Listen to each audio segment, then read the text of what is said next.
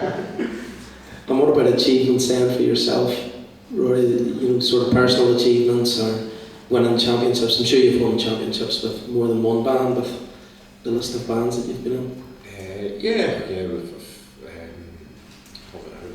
Obviously the most amount of championships I've won has been with Inveraray. It's been a very successful last few seasons. But yeah, Scottish Power, the Police, lifted championships with them. Inveraray was the first band that I've won the Worlds with, so yeah. In any grade? In any grade, yeah. So yeah, delighted with that. Solo-wise,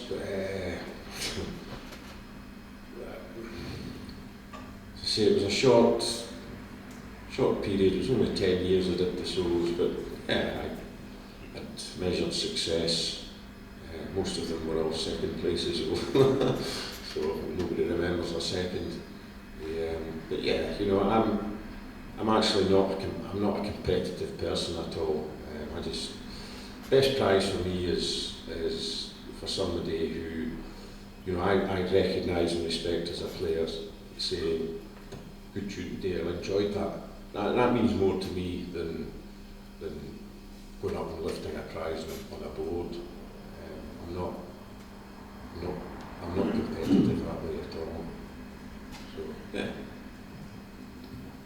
yeah. We have some questions that were emailed in. This is where it gets a bit uncomfortable for them now. So the faceless keyboard warriors. So there's actually the first one here is for Rory. And it's who's the best pipe major you've ever played under and why? Donald Mackay's got to get a shout out here. Right, I need a fence to sit on here. You know what? I think that is being genuine here. It's an impossible question to answer because every pipe major you've played under, it's totally different. You know, I've loved my time with Inveraray under Stuart. I loved my time with Scottish Power under Chris. I loved my time in the Police under Don Mackay, in Black Bottle under Don Bradford, in Mulgai Juveniles under Hector Cruikshank. It's every single one of these guys works in a completely different way. Yeah, it's all been enjoyable. I couldn't answer that question. Rory's next career is politics. That's one thing I don't do. There's one for Stuart here. It says, which reed and chanter combination are you using this year? And that's from an R Parks in Cumber.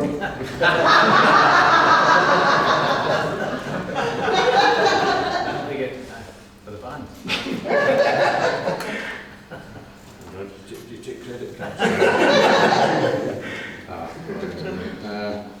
Well, I don't think that really is from Richard, to be fair. No, the solos, I've been mixing them all up and trying different. I've never settled with any one thing. I've played Henderson.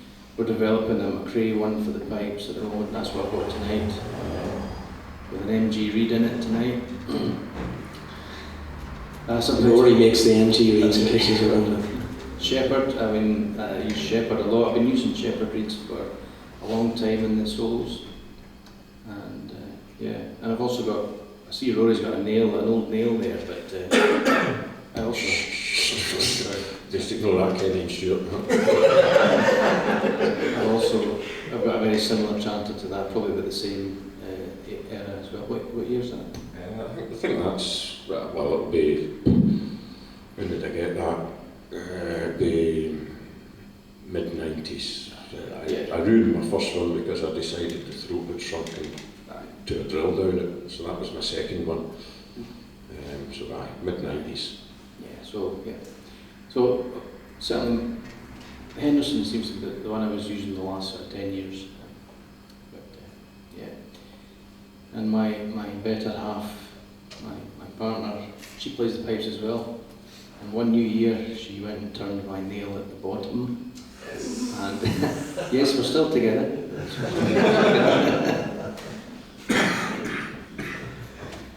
What the bagpipes? What's the story with the two sets of bagpipes? Were Rory first then?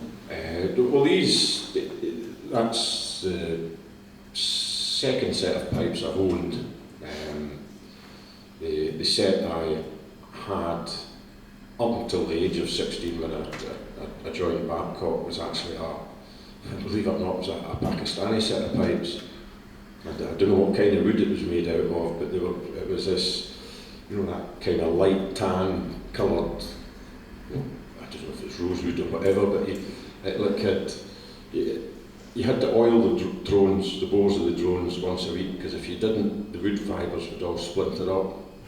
And I used to have to paint them black so that it would look like everybody else's.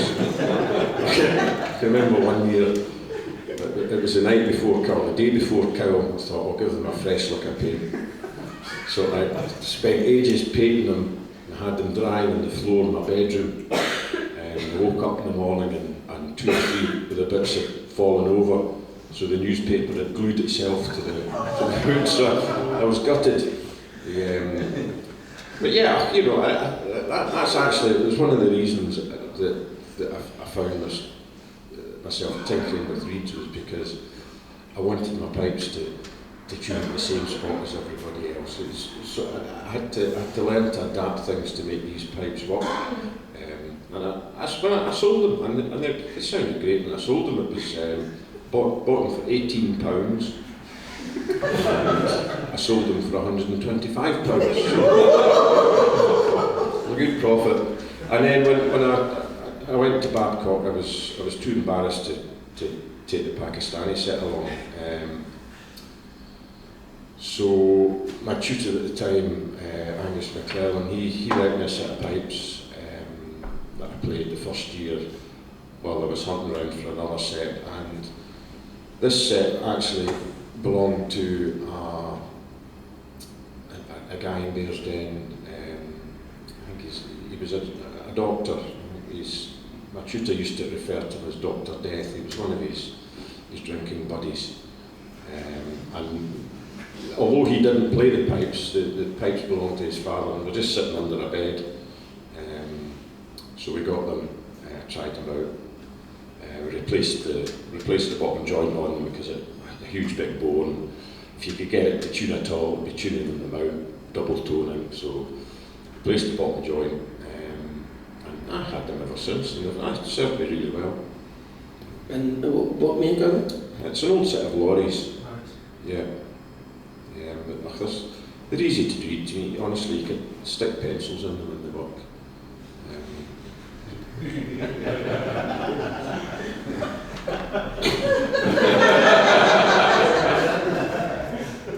So on to your bagpipes then, Stuart. The set I've got there, it's the original set I played. It's a set of McGregor drones. Bought them locally. A local man, he had, again, up in the loft, they were sort of sitting there, and he sort of offered them to me. Paid $1,500 back in 1992. And they've got a distinct feature on the drone slides. Certainly when I bought them off him, McGregor patented a number of ideas, and one of them was the what do you call it? Hempless, thank you very much. Hempless drone slides. And so I've still got the one left in the base, but I actually had Sinclair remove the 3 sort of main tuning slides there. They were slightly worn, but so I kept the one at the top of the base there. They were made, I think, I'm guessing, well, just over 100 years ago, I think. And yeah. We can open this to the floor. Has anyone got any questions that they would like to put to the 2 guys? Brexit. Oh my goodness. Who gave you a ticket? We're all shy. The question I would like to ask. This is Mr. Bobby Brannigan. Isn't that a great name? I say upbeat and 2-4 March band, could you explain it? Rory Grossart. You're putting these boys on the spot there. Well, there's a big little paper driven by there, but that's why I'm asking it now, so, Do you judge piping, Bobby, do you? no, Have you ever judged piping? no. You sure? I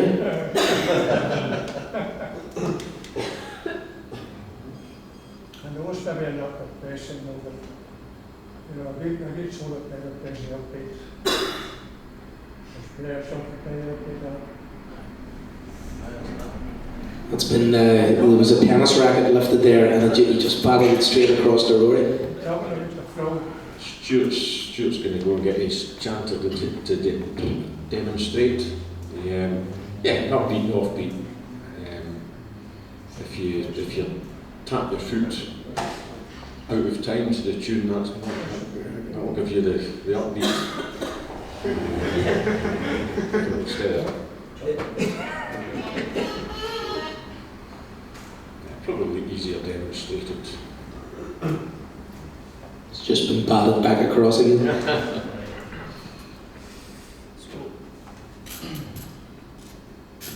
Well, we play a 2-4 March as the opening tune in our medley, well certainly last year, Father John McMillan of Barra, and when you hear somebody learning that tune early on, they always miss the upbeat, and it sounds something like this.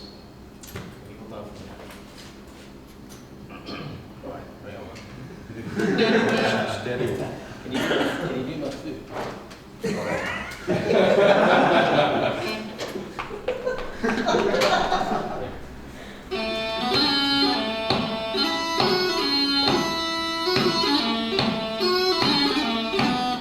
Right, so the upbeat, I got the band to do this last year. Actually, I wanted them to march to the upbeat, so it really threw them off. Right? Remember that? Yeah.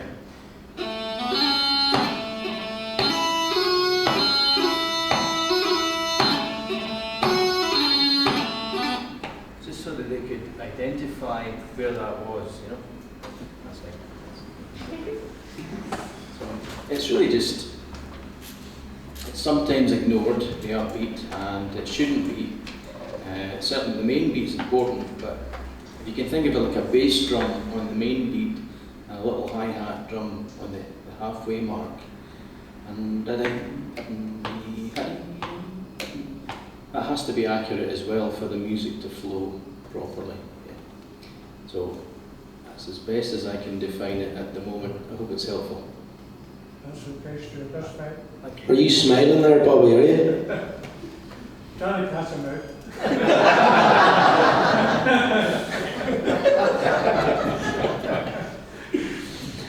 There's one here from a guy, and this is to Rory again.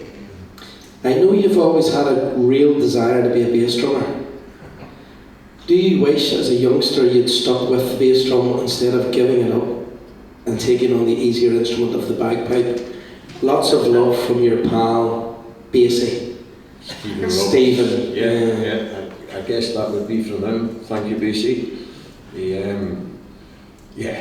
I tinker with the bass drum. Absolutely hopeless at it. What was your upbeat like? Terrible. I enjoy having a bit of fun with it. I actually did enter a competition out in Germany, but it was felt it would be inappropriate to consider me for a prize. So you took the easier option? I took the easier option, stuck with the pipes, yeah. We've got a question here about keeping young players motivated. This is from Andrew Shilliday. Andrew Shilliday, I'm not sure if you know Andrew. Yeah, Andrew's a tutor himself. He said, how do you keep people interested in learning bagpipes from beginner level to advanced? How do you keep them motivated?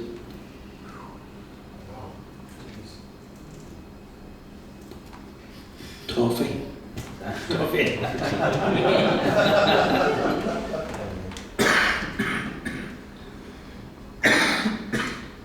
That's a great question. I mean, everybody's different. You can tell the ones that are really keen because you teach them and they always come back with the stuff learned. You can tell the ones that have practiced and the ones that haven't. All I can relate to that question is when we had the band and we're teaching at night, we tried to vary up the situation. Instead of having the practice in the same four walls each week, sometimes we'd travel around a wee bit. You know, I mentioned that hill, for example, that we climbed up. We also went to a castle nearby and made a day trip to have a practice and a picnic, and then we told ghost stories and things like that. This wasn't all the time, but this was when you felt that practices were becoming a bit mundane and the same, you know, so we would vary that up a little bit. And then, but I don't know, I think just try not to push too hard as well. Keep the stepping stones an achievable distance instead of, you know, giving them too hard a tune to begin with, if you like. Just keep the tunes that you select for them a nice, easy progression to the next, so that they have a sense of achievement and they can come back for more. Are you still motivated to win more titles, more World Championship titles? This is from a Mr. R. Lennox. Not sure who that is. So you've won two. You've won with other bands, but are you still want to get another one?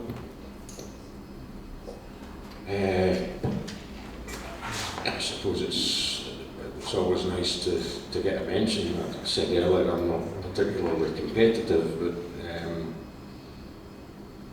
yeah, it would be nice to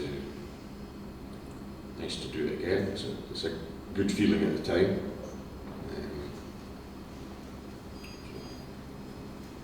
I think if you weren't motivated, you wouldn't be there. What's the question again? No. Are you going after Richard Parks? Well, he is the king, I think, you know. But I'm the same camp as Rory. But it's not I'm competitive, but only with myself, I would say, or with ourselves. So every time we go out there, it's actually just to better ourselves. And I don't believe in comparing with other competitors, but I can still appreciate the excellence in other competitors. I mean, I very much enjoy all the bands that played at the top level in Grade 1, just there at the Worlds, and some amazing performances from different bands for different reasons. So every time we go out there, it's not a goal is not to win anything, because winning something is out your control anyway. You can't really do much about that. So you have to just concentrate on being the best you can be. So that's my answer to that question. There's a lot of talk at the minute within the RSBBA about capping players, about saying that, you know, bands are struggling. There's I mean, we were at the Belfast competition there recently. It springs to mind, and looking down into the bands, you see bands going by with 7 and 8 pipers, and you know, and then you have a Grade 1 band coming around the corner with 28 pipers or 26 pipers, and I think sometimes people think that it's the fault of that why the smaller bands are struggling, and I know there has been discussions about capping players. Do you think that would help filter players down through the grades, or do you think they would just give up if they couldn't play for the band that they wanted to play for? Me? Go on then. That was that fence again. Yeah. I'm inclined to, this is just a personal thought on it. I'm inclined to agree with that. But, you know, you go back 20, 30 years ago, a big band was considered 12, 14 pipers was a big band, 16 was wow, that was huge. I think the size of bands now, yeah, are they too big? I'm not going to say yeah or nay to that, but I think if numbers were capped, it would have a knock-on effect throughout the grades, where, you know, somebody who's maybe not getting the game, and band A who's winning Grade 1 might go to band B who's teetering in and out of the prize list, but that might be enough to get them up, and it would knock on right through the grade, right through all the grades. I can only see benefits from it. But I say, it's just a personal thought on it. It would also make the running of a band an awful lot more affordable as well, because it costs a fortune. Bands that are self-funding, like the likes of ourselves, where you're self-funding uniforms and equipment and stuff, to kitting out a band that is the size of a band these days is a massive amount. You know, I mean, yourself as a pipe major of a band, if you had 30 excellent players, would you still say to yourself, tuned 30 pair? You know, many sets of drums is that? In Simon Fraser, it was less than everyone else, was it?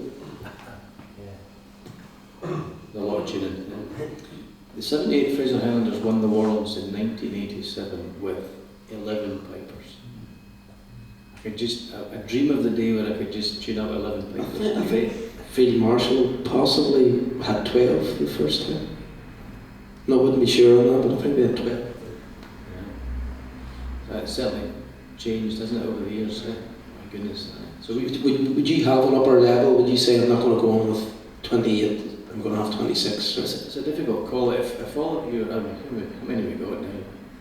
Got 20 plus in the roster, right? So if all 20 odd are at their absolute best and haven't, if I've got no reason to drop them, then I probably wouldn't, you know. So 30. 32. What do you gain? I don't think there's much to be gained from a large number of pipers. You can probably get the same effect with 18, 19 than you would with 26. I don't know. 18 seems like a decent number for me, I would say.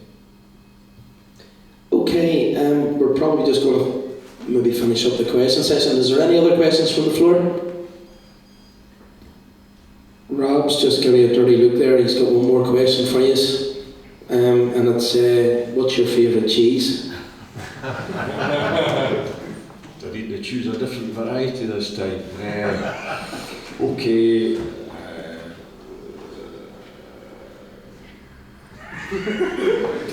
I never thought there would be so much concentration on that. And the thing is, I eat cheese every night.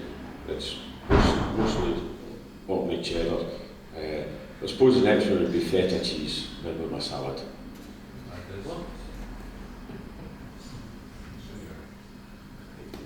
What's the reason for the question? Is it? No reason? Right. Just the eating kind of cheese, anyway. Stilton. Good enough. Stilton's good. Really. Okay, folks, we're going to give them 10 minutes or 5-10 minutes, and we're going to play a few more tunes for us. All right, thanks very much.